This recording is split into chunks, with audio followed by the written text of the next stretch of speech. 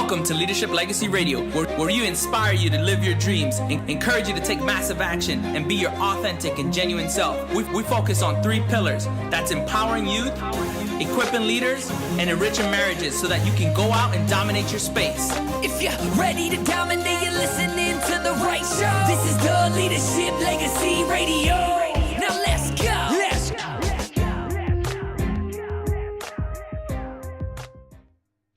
Hey, what's going on, everybody? Today is a wonderful day. Today is an amazing day.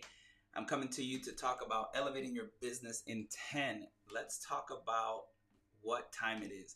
It's your favorite time of the day, my favorite time of the day. I love to share that because for me, I get excited about, just talking about the things that I'm learning, talking about the things that I'm writing and going through. And I really want to come alongside you and just really support some of the things that you have probably just identified as things that are like challenging, difficult, and it's okay. We all go through it, but sometimes we don't realize that other people are experiencing it as well. So I want to talk to you about really understanding what you can control, focusing on identifying what you can control.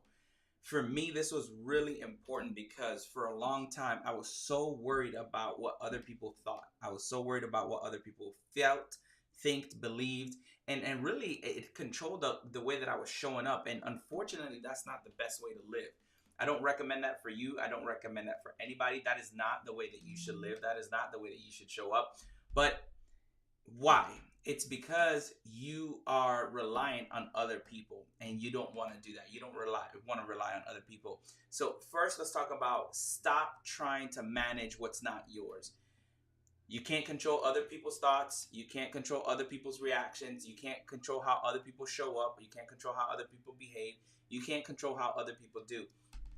This week, I had the opportunity of hosting 2 friends of mine's at our home, and we were doing some business planning, business strategy to really just like lock in on what we want this year to look like.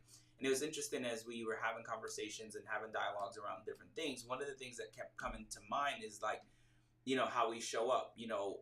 If somebody doesn't value, something that you do, then they may not want to like pay that value. They may not want to do that. And so you want to be mindful of that. You want to be understanding that like it doesn't matter what somebody else thinks. It's important about what you believe in yourself and what you believe your worth is, right? So it's your peace is going to come when you focus on the things that you can control.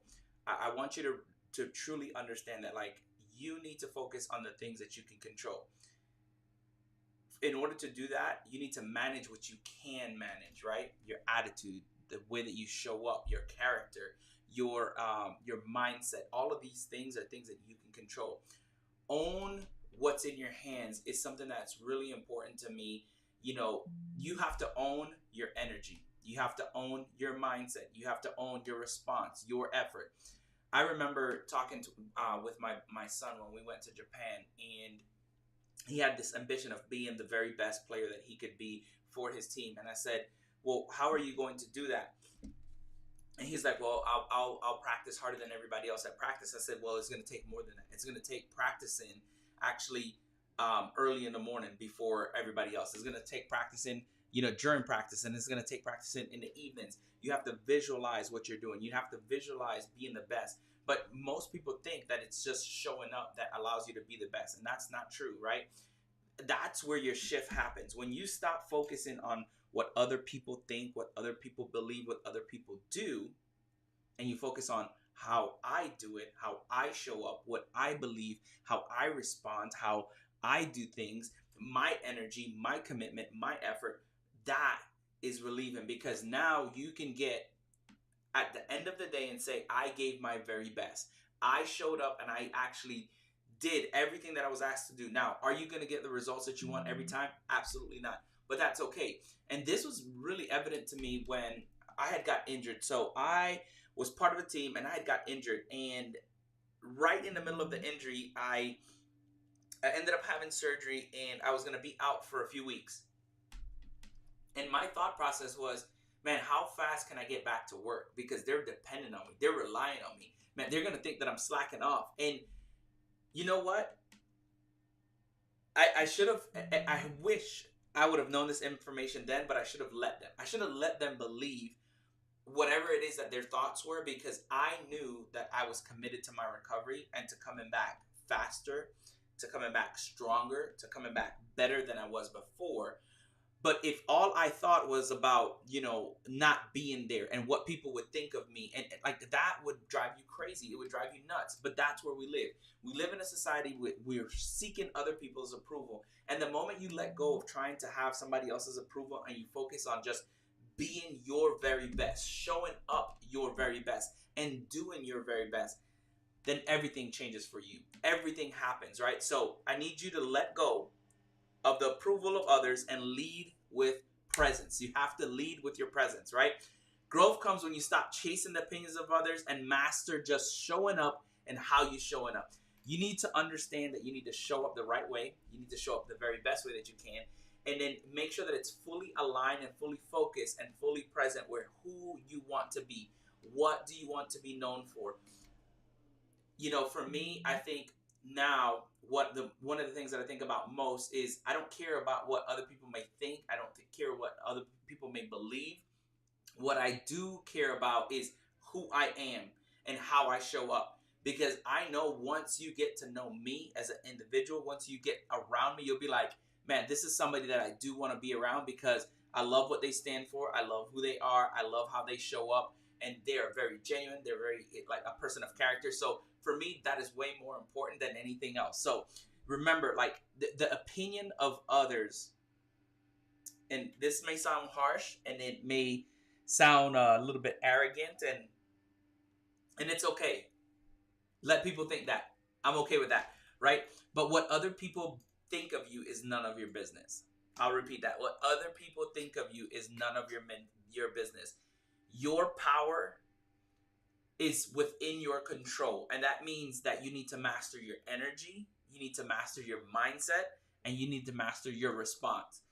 I will give you a good example of this, and I just hope that this helps you.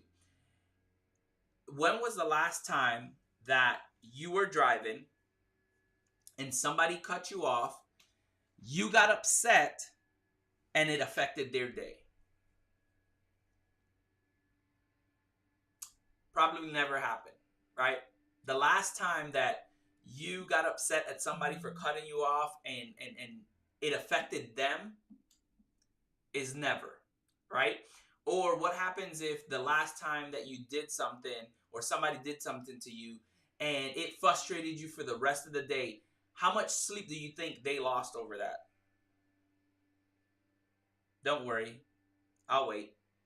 It doesn't happen. People aren't worried as much as you are about what you're worried about. And that's why it's important that you're not worried about other people's opinion of you. Because to be honest, I don't believe, me personally, I'm not the most popular person in the world. I don't have the authority and the notoriety of a Tony Robbins, a John Maxwell, a Dean Graziosi, or these guys. But what I will tell you is I know people aren't thinking about me that much. And I know people aren't thinking about those guys that much.